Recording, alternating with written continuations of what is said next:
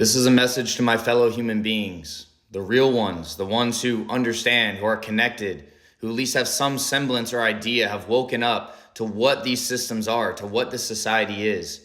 I'm here to tell you to not lose faith. I'm here to tell you that it is not over. The game is never over. They have played an incredible game. They have built a system, a society, a simulation, a matrix, whatever you want to call it, that has become so ingrained with us that we have bought into it ourselves. We have bought into our own prisons.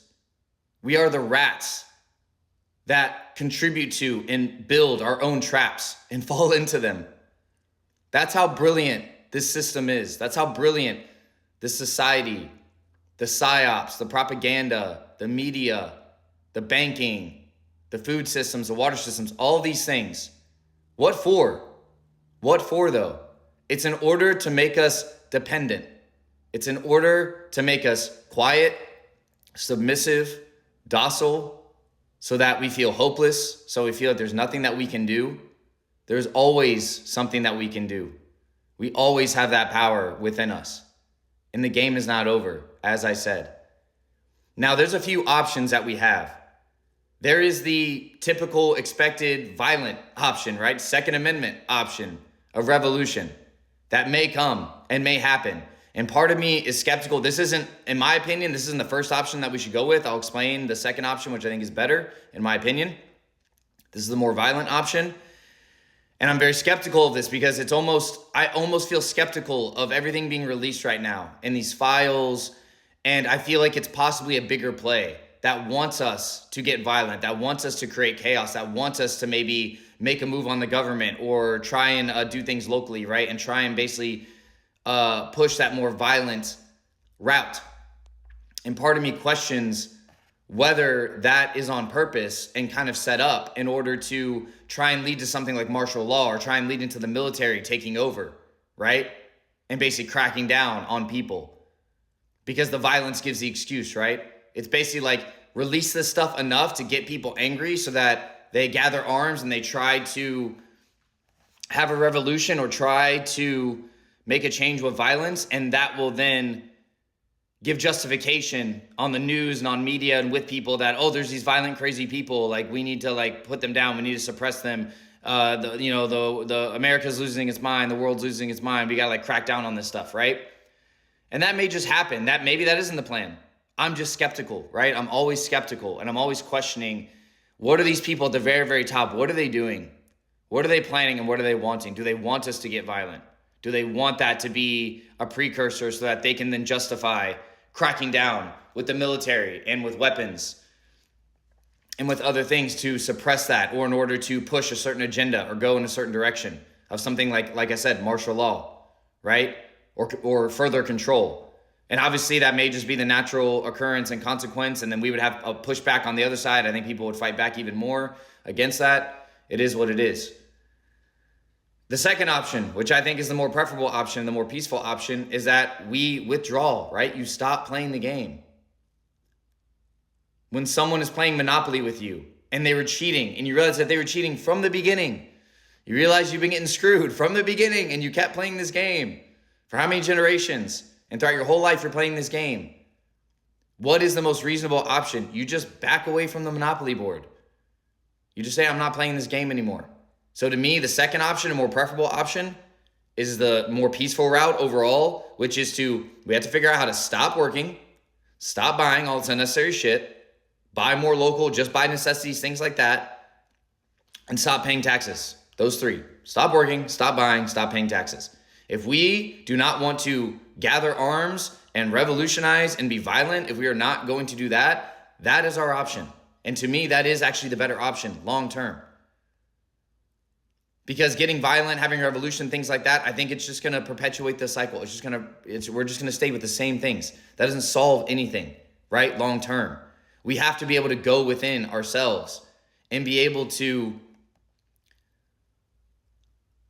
understand and come to terms with that we likely will have to live a much different and simpler life if we really want things to change.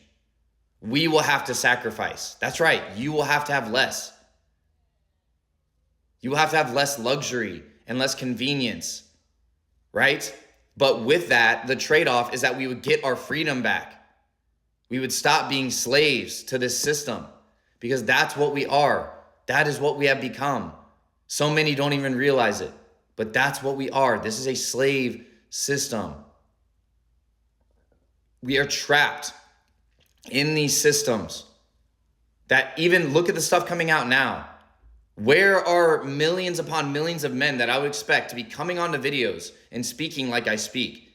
Speaking in person and being like, can you believe this madness, dude? These corrupt, these psychopathic, pedophilic, like these powers that be that are up at the top pulling these strings.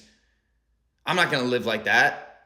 I want something different. And imagine millions of men doing that, speaking on videos online, speaking out in person, online, coming together in person, all around the country, all around the world, and saying they want something different. Things would change. Things would absolutely change. Things would be moving, plans would be made, actions would be taken, people would be held accountable, justice would start to be served, these systems would start to be dismantled as real men go out and say, I want a real system. There's so much fakeness and simulation and matrix built into this BS, and it's to keep us distracted and numbed from the reality, from the truth that you are contributing to every day, with every little thing we do. Even me on social media like this, even I'm contributing to it, right? I'm contributing to it driving my car. I'm contributing to it using my phone. I'm contributing to it doing any type of banking, any type of online stuff, any of these things, right? We have been led into it. We have been slowly and methodically led into it for control, so that we can be controlled, so that we can be enslaved even further. We're sold these ideas of freedom. We are sold these ideas of independence, things like that. When you're not, when you won't be. We are the least free, and we will be the least free. Where this is heading towards, digital IDs, AI, the government, the corruption, these banking and money systems, the amount of control and power that a select few already have, the control and power that they're going to continue to concentrate if we don't wake up and do something.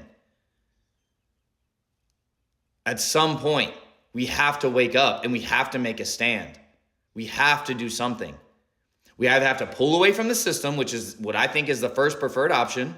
Stop working, stop buying, stop paying taxes, come together locally, support each other, create alternative networks, and start banding together locally and just doing this stuff on our own and completely bypassing this corrupt system and starving it, basically.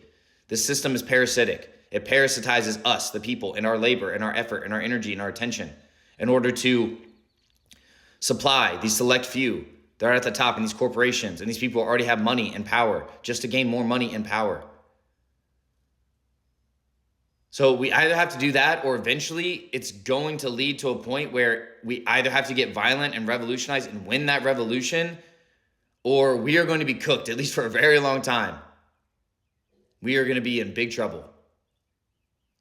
And we are going to be so trapped, and we are going to be so ingrained into our own trap that we are literally continuing to build our own enslavement. We will be so numbed and disconnected and enslaved and powerless that we will just continue to feed into that even more as time goes on.